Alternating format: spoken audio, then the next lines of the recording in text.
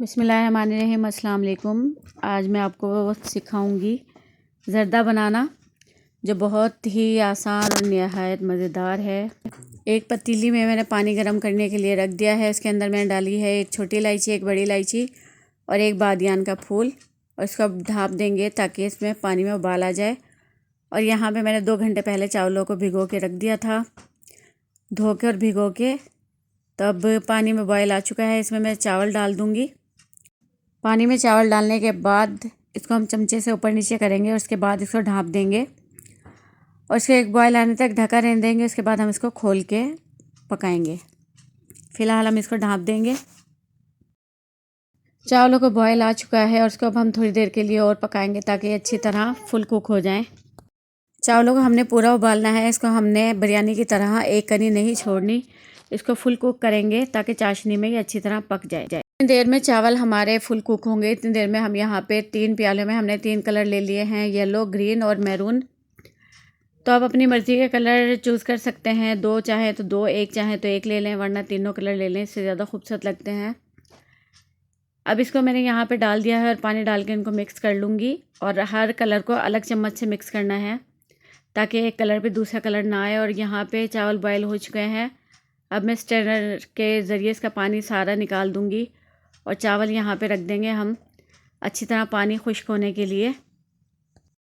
एक प्लेट में थोड़े से चावल निकालूंगी मैं, और जो कलर मैंने यहाँ पे मिक्स किया है इसके अंदर 2-2 चम्मच चावल डाल के अलग अलग प्याली में मिक्स करने के लिए रख दूँगी। और ये चम्मच भी मैंने इसीलिए इसमें छोड़े थे ताकि चावल आसानी से कलर इसमें मिक्स करने के लिए दोबारा मुझे चम्मच ना लेनी पड़े, इसी चम्मच से मिक्स हो जाए। ज़र्दा बनाने के लिए सेला चावल का इस्तेमाल किया जाता है, तो उससे ज़र्दा बहुत अच्छा बनता है। बासमती से भी बन जाता है लेकिन ज़्यादा अच्छा इससे बनता है। और यहाँ पे ये फुल कुक चावल है और आप देखिएगा ये बहुत मज़े के बनेंगे। अब उसी पैन में मैंने हाफ़ कप ऑयल डाल दिया है गरम करने के लिए, और उसमें 3 इलायचियाँ डाल दी थी। जैसे ही वो कड़कड़ाने लगी उसमें मैंने शामिल किया है 1.5 कप चीनी का। चावल मैंने आधा किलो लिए हैं, तो इस लिहाज से मैंने 1.5 कप चीनी का लिया है। अगर आप मीठा ज़्यादा खाते हैं तो आप 2 कप भी कर सकते हैं। अब चीनी डालने के बाद मैंने हाफ़ कप यहाँ पे दूध शामिल किया है और इसका शीरा बनाने के लिए रख दिया। और ये देखें, इधर मैंने कुछ मेवे कटिंग करके रखे हुए हैं। एक प्याली में खोया है और कुछ चमचम है। शीरा यहाँ पे पक चुका है। इसको हम थोड़ी देर के लिए और पकाएंगे। जैसे ही शीरा गाढ़ा होना शुरू होगा तो इसके अंदर हम चावल डाल देंगे। ये शीरा हमारा गाढ़ा हो चुका है। इसको हम थोड़ा सा और पकाएंगे और इसके अंदर हम अब चावल शामिल करेंगे। शीरा बन चुका है। अब हम इसमें चावलों को शामिल कर देंगे और आंच को हल्का कर देंगे ताकि जो शीरा है वो ज़्यादा सख्त ना हो। और इसके अंदर हम चावल डाल देंगे और उनको मिक्स करेंगे हल्के हाथ से। कुछ लोग कहते हैं कि जी हमारे चावल सख्त हो गए हैं या बहुत नरम हो गए हैं, तो यहाँ पे सिर्फ जो चाशनी बनती है उसकी वजह से ये मसला होता है। अगर हम चावलों में कनी छोड़ देते हैं और शीरे में डालते हैं तो शीरे में डालने के बाद चावल अकड़ जाता है। तो यही बस मसला होता है कि अगर हम चावलों में कनी छोड़ देते हैं तो चाशनी में जाके वो सख्त हो जाता है। अगर हम पूरा चावल कुक रखेंगे और चाशनी में डालेंगे तो वो बिल्कुल मुलायम सा, बहुत नरम और अच्छा खड़ा चावल ज़र्दे का बनेगा। अब चावल यहाँ पे हमने डाल दिया और ये पकना शुरू हो गया। और हमने इसको इतनी देर पकाना है कि चीनी का जो पानी है वो अच्छी तरह खुश्क हो जाए।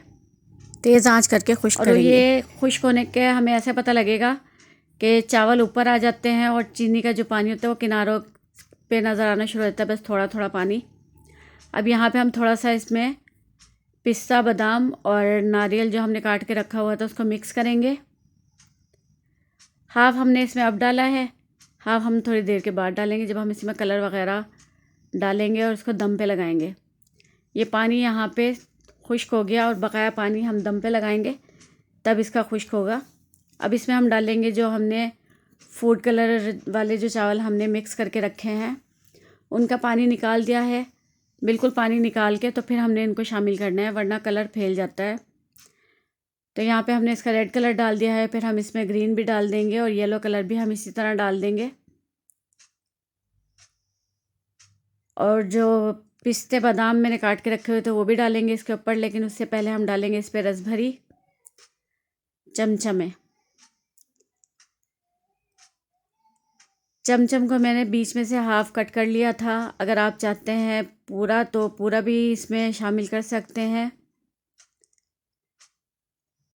इसके बाद हम इस पे डालेंगे कटा हुआ पिस्ता और बादाम, नारियल जो हमने काट के रखा था सारा इसके ऊपर हम डाल देंगे। और फिर इसके ऊपर डालेंगे हम खोया। अच्छा, खोया, पिस्ता, बादाम और ये चमचम में डालने से इसका जर्दे का जो जायका है वो बहुत लाजवाब हो जाता है।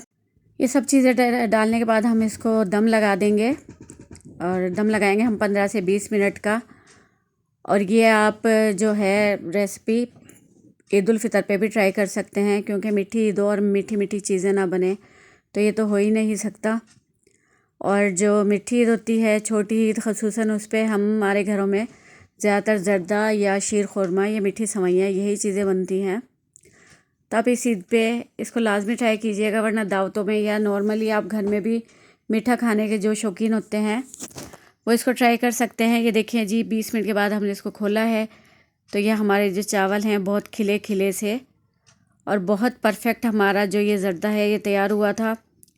तो इस रेसिपी को लाजमी ट्राई कीजिएगा। रेसिपी पसंद आए तो इसे लाइक भी कीजिएगा और शेयर भी कीजिएगा अपने रिश्तेदारों में। और बेल आइकन के बटन को दबाना मत भूलिएगा, ताकि आने वाली हमारी तमाम वीडियोस आप तक पहुंचने में आसानी रहे। और ये बहुत मज़े का जर्दा जो हमारा तैयार हो गया। अब हम इसके ऊपर डालेंगे जी खोया। जर्दा मतंजन बनाने के जो हमारी ये टिप्स हैं, एक दो छोटी छोटी बातें होती हैं, अगर हम इनको जहन में बिठा लें तो हमारे जो जर्दा है वो बहुत मज़े का बनता है। ये देखिए जी हमारी फ़ाइनल लुक। तो दुआ में याद रखिएगा। शुक्रिया, अल्लाह हाफिज़।